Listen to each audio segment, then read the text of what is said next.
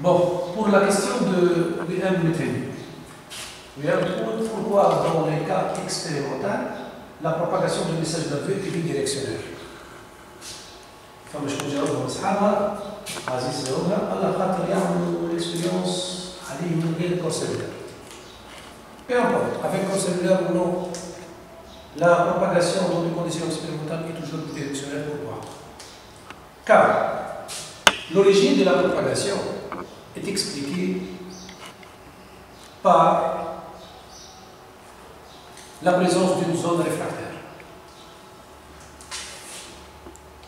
Sur une fibre nerveuse,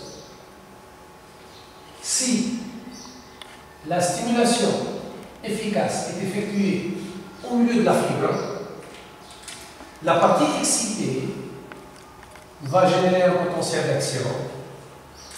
À droite et à gauche, la partie de la fibre nerveuse est au repos. À droite et à gauche, la partie de la fibre nerveuse est au repos. C'est-à-dire quoi? Comment on peut montrer la propagation du message nerveux?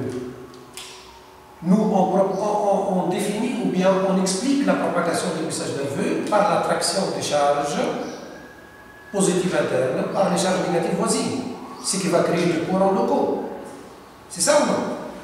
Donc, cette attraction de charge à droite et à gauche, c'est elle qui va générer un potentiel d'action dans la zone voisine.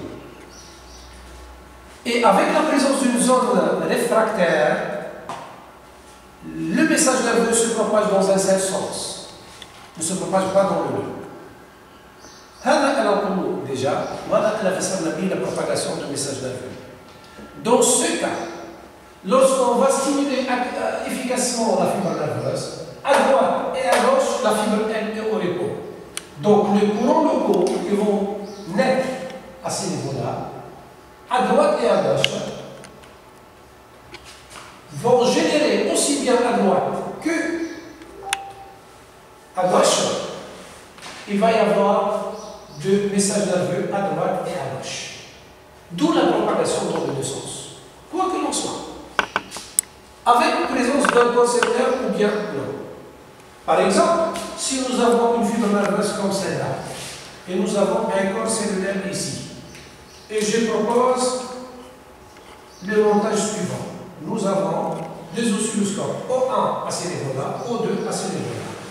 Une stimulation efficace à cette fibre nerveuse, qu'est-ce qu'elle va générer au niveau du O1 et au niveau du O2? Eh bien, c'est simple. La réponse, elle est très simple. Au niveau du O1, on va trouver un potentiel d'action. Au niveau du O2, nous avons un potentiel d'action. Malgré la présence d'un corps cellulaire à gauche. Pourquoi? Car tout simplement, elle est la fibre nerveuse.